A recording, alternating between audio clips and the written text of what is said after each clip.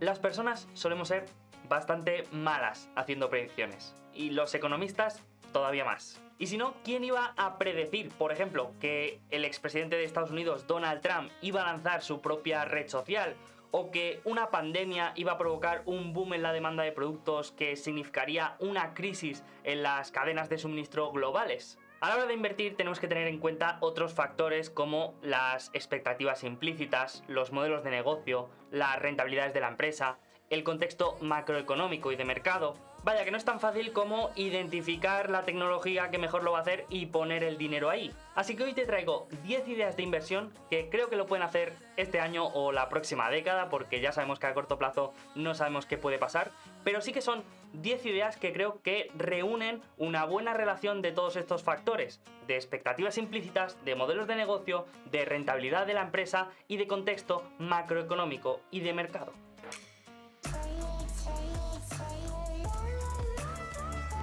Antes de empezar, como siempre, recuerda que si quieres estar al día de cualquier empresa del mundo, lo tienes más fácil que nunca, porque con la app Quarter lo podrás hacer como si escucharas un podcast. Y es que en la app podrás encontrar los audios, las transcripciones y las presentaciones de resultados trimestrales de cualquier empresa en los más de 15 mercados disponibles a día de hoy. Esta semana podrás encontrar los resultados de empresas como BlackRock, Tesco y JP Morgan. Y todo 100% gratuito. Descárgala ya en tu iPhone o Android. Venga, pues vamos con estas 10 ideas de empresas, sectores, industrias o activos que creo que lo pueden hacer bien este año, por supuesto los años siguientes también, pero creo que se encuentran en una situación particularmente atractiva. Y la primera idea de ellas es la de las empresas llamadas Los Ángeles Caídos. Los Ángeles Caídos. Estas empresas son de diferentes sectores y de diferentes industrias, pero que comparten algunas particularidades. La primera de ellas es que son empresas que se han beneficiado de la pandemia, es decir, que comercializan productos o servicios que han llevado de alguna manera un modelo de negocio tradicional al mundo digital. La segunda de ellas es que, a pesar de ser empresas de alto crecimiento, muchas de ellas todavía no han llegado a ser rentables y todavía no generan beneficios ni flujo de caja. Y la tercera es que, a pesar de haber sido claras beneficiadas de la pandemia y de haber tenido un 2020 con una rentabilidad muy buena, en 2021 estas empresas, o la gran mayoría, han vivido una caída en sus cotizaciones significativa. Algunas de estas han caído por razones de peso, pero también hay otras que creo que lo pueden seguir haciendo bien después de la pandemia y que ahora se encuentran a valoraciones realmente atractivas. Aquí podríamos encontrar empresas como Zoom, con una caída del 50%, Stitch Fix, con una caída del 70%, o Peloton, con una caída de casi el 80%. Pero podríamos mencionar muchos más nombres como Roku, Upstart, Fastly, Pinterest, DocuSign o Snapchat. Todas ellas son empresas de crecimiento en mayor o menor medida, y sí que es verdad que hace un año quizá se encontraban a precios bastante inflados, pero con estas caídas creo que algunas de ellas se encuentran a valoraciones muy atractivas y eso puede hacer que este año lo hagan bien. El audio. El audio es posible que sea una de esas cosas que esté más presentes cada vez más en nuestra vida diaria. Durante los últimos años hemos tenido una gran proliferación del contenido en formato vídeo, con plataformas como por ejemplo YouTube, después con TikTok o con Twitch.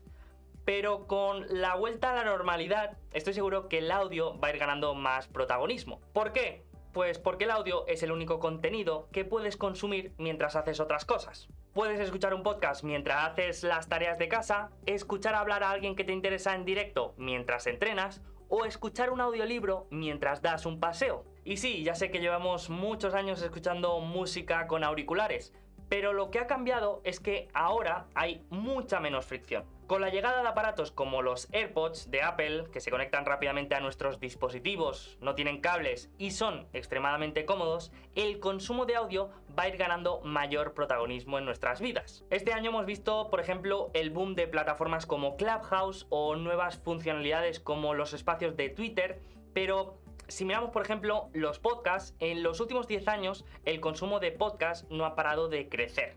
Y eso que creo que aún estamos en una fase muy temprana de la vida de los podcasts. Por eso aquí lo tengo claro y mi carta para jugar esta tendencia del audio es Spotify. Una empresa de la que ya he hablado en este canal y que, como he comentado, se encuentra en una transición de ser un simple reproductor de música a convertirse en una plataforma de audio. Spotify es la empresa que más está apostando por el futuro del audio, con múltiples adquisiciones para conseguir una mayor integración vertical y con una producción de contenido propio que le puede permitir crear un modelo de negocio más cercano al de Netflix. El cannabis. La industria del cannabis en Estados Unidos se encuentra en un momento histórico. Muchos estados han aprobado el consumo y la venta de cannabis tanto para uso recreativo como para uso medicinal, mientras que a nivel federal todavía se considera una sustancia ilegal. Esto ha dado pie a una industria muy particular, pero que a día de hoy ya genera unos 30.000 millones de dólares en ventas anuales, que para que nos hagamos una idea es lo mismo que genera Netflix en todo el mundo. Pero esto no ha hecho más que empezar, porque se espera que la industria crezca a unos niveles del 20% durante los próximos 20 años. Y no es que la gente vaya a empezar de repente a consumir más cannabis, simplemente que las ventas del mercado negro, del mercado ilegal, van a ir pasando poco a poco al mercado legal. Se estima que la demanda total de cannabis en Estados Unidos es de 60.000 millones de dólares, más incluso que la de la pizza, por lo que todavía es una industria que puede duplicar su tamaño en los próximos años. Aún así, si miramos las mayores empresas de la industria, lo que nos vamos a encontrar van a ser valoraciones bastante deprimidas. Y es que 2021 ha sido un año, digamos, negro para el sector del cannabis. Así que aquí mi apuesta de inversión es en los llamados MSOs, los Multi-State Operators, que son empresas que se dedican al cultivo, producción, distribución y venta de productos relacionados con el cannabis. Estos MSOs en general son empresas bien gestionadas, que tienen altos márgenes, altos retornos, altos crecimientos, pero que sin embargo se encuentran a unas valoraciones muy atractivas. Esto significa que si la situación a nivel regulatorio mejora a lo largo de los próximos años, estas empresas lo podrían hacer bastante bien. Y esto es algo que creo que tiene muchas probabilidades de que ocurra, porque Estados Unidos es uno de los países con mayor necesidad recaudatoria. Juegos y apuestas online. Y otro sector que también se puede beneficiar de estas necesidades de recaudación de los estados es el de las apuestas y los juegos online. Aunque las apuestas y el casino llevan muchos años entre nosotros, la versión digital de este modelo no ha parado de crecer en los últimos años y se espera que para 2025 las ventas a nivel global de esta industria sean de 100.000 millones de dólares conforme más países vayan legalizando esta situación. Esta industria ha mejorado muchísimo y mientras que hace unos años estos juegos eran bastante arcaicos, a día de hoy existen multitud de casinos en vivos con interacción entre jugadores y con una experiencia muy mejorada. Y aquí mi apuesta es la de Evolution Gaming, una empresa sueca que tiene el 70% del mercado europeo de juegos de casinos. La empresa está teniendo unos resultados muy buenos y además hace poco ha empezado a meter el pie en el mercado asiático, que para que nos hagamos una idea es un mercado de un tamaño de 10 veces el mercado europeo, por lo que esto puede ser realmente interesante. Además, hace poco se ha publicado un informe bajista sobre esta empresa, lo que ha supuesto una caída en su cotización. Y esto puede ser una ventana de oportunidad para aquellos que estén interesados en este sector. Activos reales. La siguiente idea es algo más generalizada y no es de ningún sector ni de ningún activo en concreto, sino más bien de una categoría de activos, los llamados activos reales. Y es que no hay un tema a día de hoy más comentado que el de la inflación. Es que puede ser una de las variables que más se tenga en cuenta a la hora de invertir a día de hoy. Si tenemos en cuenta los más de 9 billones que se han introducido en la economía, los problemas logísticos y la escasez de mano de obra, este fenómeno parece algo muy probable. Y aquí es donde entran los activos reales, que son estos activos que son capaces de absorber la inflación y proteger nuestro poder adquisitivo. Aquí podríamos encontrar activos inmobiliarios de gran valor, infraestructuras y recursos naturales como terrenos de bosques de madera de buena calidad. Estos activos son capaces de absorber las inflaciones de precio gracias a que son activos necesarios y muy valorados. Y aquí el vehículo que creo que puede tener más sentido es el de los private equity, que son estas empresas que se dedican a gestionar el dinero de otros grandes inversores o fondos institucionales. Algunos de estos nombres podrían ser el de Brookfield, KKR o Blackstone, aunque sí que es verdad que el de Brookfield es quizá el que mayor exposición tenga a estos activos reales. Bitcoin. A pesar de ser el activo que mejor lo ha hecho en la última década, Bitcoin todavía supone un porcentaje muy pequeño de la riqueza mundial. Si la propuesta de valor de Bitcoin de ser reserva de valor se va haciendo realidad y cada vez más usuarios lo van adoptando y más fondos van asignando una parte de su capital a este activo, es muy probable que todavía tenga mucho potencial. Actualmente la capitalización de Bitcoin es de $1 billón, que para que nos hagamos una idea es más o menos la misma capitalización de Tesla. Sin embargo, la capitalización del oro, que es el activo al que pretende hacerle la competencia, es de $11,5 billones. Esto significa que si crees en la adopción de Bitcoin como reserva de valor y como competencia del oro, Bitcoin podría valer bastante más. Lo que sí que es verdad es que, como todos sabemos, el precio de Bitcoin no sigue una evolución progresiva, sino que es bastante más cíclica. El ecosistema cripto.